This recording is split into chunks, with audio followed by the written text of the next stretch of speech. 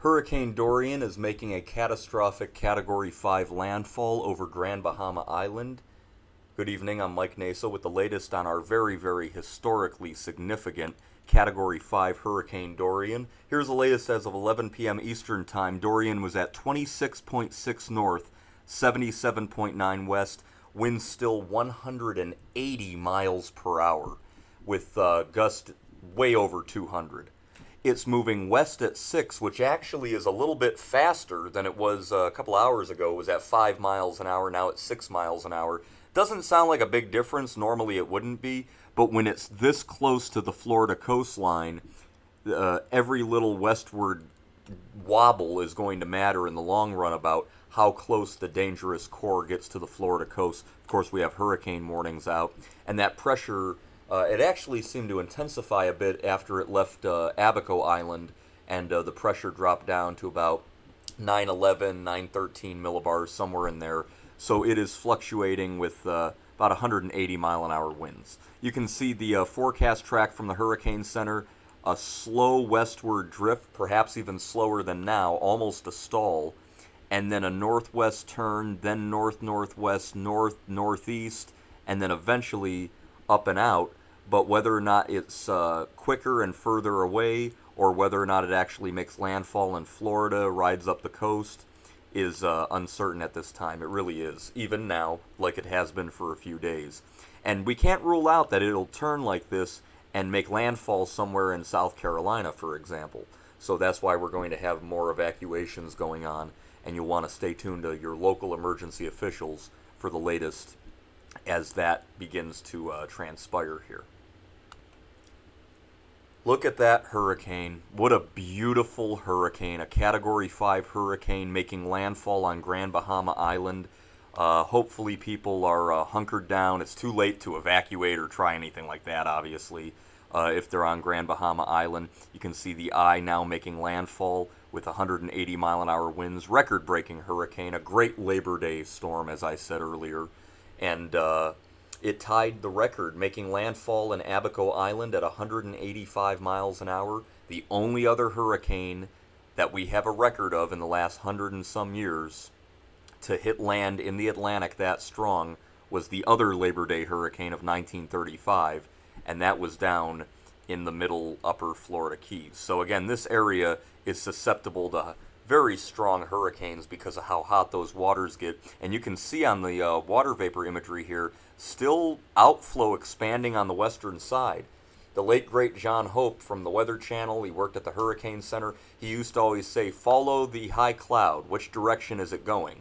And like with Hurricane Floyd, the high cloud was always pointing off towards the direction of the Carolinas. Right now, with Dorian, this cloud is still expanding west towards Florida, so that is concerning because it's going to be very close. And again, if you're in Florida and you prepare and you don't get hit, don't be angry about it, be thankful, because this storm is quite devastating. We saw what it did to Abaco Island earlier. Check out the radar image out of Melbourne. This is from the Plymouth State website, and you can see it's long range out of Melbourne, but there's the eye right over the eastern end of Grand Bahama Island there, and it's moving straight west right now at about 6 miles an hour, and that's almost directly at the latitude of West Palm Beach.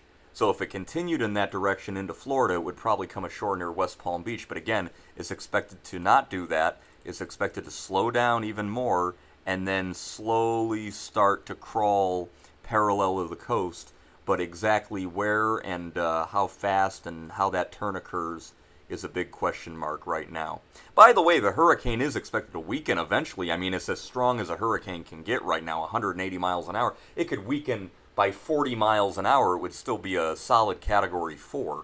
But as it upwells some cooler waters, perhaps if it stalls, maybe ingest some drier air, eventually it's going to undergo internal fluctuations, and we actually have a new eye wall starting to form, so the inner eye will dissipate and a bigger donut eye will take over, and that usually weakens the winds, but it expands the wind field, which is bad news because you don't want it to get too close to Florida, and that's why those hurricane warnings are up. The model guidance throughout the day, you can see this was number 1, number 2, and number 3. and they have, been real tight right offshore, but this hurricane keeps persistently moving in that westward direction, and that's very unnerving for the Florida coastline tonight. Again, I'm not saying it's going to hit Florida. What I'm saying is you don't want it to get too close because it's a 180 mile an hour Category 5 hurricane over Grand Bahama Island. It's very, very serious, guys. So we're going to watch these models, and again, some do take it offshore, but others take it into the Carolinas. Look at it, could cross the Outer Banks in a couple of days, or it can make landfall in Florida, like the H-Wharf model's been showing. Right now, it is expected to make that turn to the north and northeast, eventually paralleling the coast, but right now it's moving straight to the west, and it's right here. So Grand Bahama Island, you're in it right now with a Category 5 landfall, and it's going to slow to a crawl over the top of you, and that will also create a lot of heavy rainfall with this storm. We haven't really talked about that a lot, but you can see upwards of 20 inches of rain over areas of Grand Bahama Island and the Abacos, and you can see that's expected to maintain itself wherever the center of the hurricane goes, but that doesn't mean you're not going to get rain. And remember, even if the eye stays offshore, you can get the left side of that hurricane given heavy rainfall, the rain shield, to Florida. Now, unlike Floyd 20 years ago this month, Floyd was a giant-sized hurricane. Dorian is a decent-sized, average-sized storm, but not half as big spatially as Floyd was. So maybe that won't make the rains as prolific, but definitely high seas, high swells, rainy weather along the entire southeast U.S. possible as we get on through midweek. There's another look. This is the long-range radar out of Melbourne again, and you can see the eye still moving towards the west, and you can see the cities there. We have Fort Lauderdale, Miami, Key Largo, West Palm Beach, Fort Pierce, Melbourne. There's Orlando up here, Daytona Beach, Cape Canaveral, and here is the eye of a Category 5 hurricane moving to the west at 6 miles per hour. So Dorian is taunting, I think that's a good way to put it, the Florida coastline this evening, all the while just devastating the northern Bahamas. So again, this is a very serious storm. It's been very difficult to predict for us, and we're using all the tools we can, forecast model guidance and different aircraft reconnaissance. The Air Force has been doing a great job, been zigzagging all around this storm, trying to figure out exactly where it'll head. Right now we know that the eye has made landfall on Grand Bahama Island as a catastrophic hurricane of Category 5 intensity. So we're going to continue to watch it. I'm Mike Naso from IPR 365 with continuing video update coverage of a catastrophic Category 5 hurricane. It devastated at the Abaco Islands earlier. It's now over Grand Bahama Island, and it is forecast to get very dangerously close to Florida today.